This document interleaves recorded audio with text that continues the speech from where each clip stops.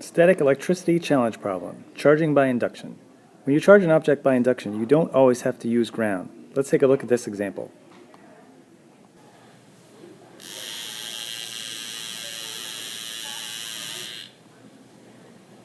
Here you can see we have two metal spheres, both which start off as being neutral. And then I bring a negatively charged fun fly stick to the left of the first sphere.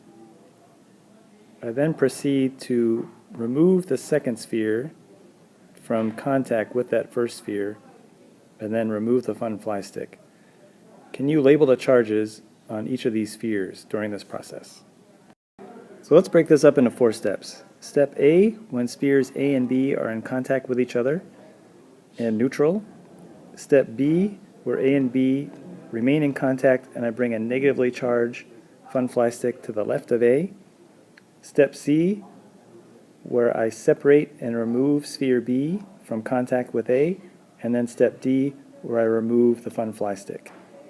Take a moment and see if you can label the charges on spheres A and B in steps B, C, and D, assuming that the charges on A with 2 positive and 2 negative, and the charges on B with 2 positives and 2 negatives to start with them being neutral. Hit pause now and sketch the position of the charges in spheres A and B in step B, C, and D. Let's look at step B. Since these two spheres are in contact, the negative charges from both spheres A and B will repel from the fun fly stick.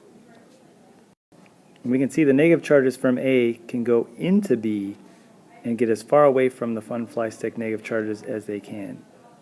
Thus, B on the right will have these 4 negative charges. Thus, A right now will have a positive charge overall, and B will have a net charge of negative.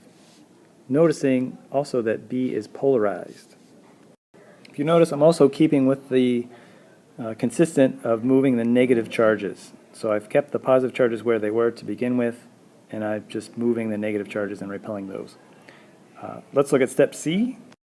So as you can see, we just separated sphere B from contact with A. It's still polarized. These negative charges still see the negatively charged fun fly stick and repel. And we still have A positively charged and B negatively charged.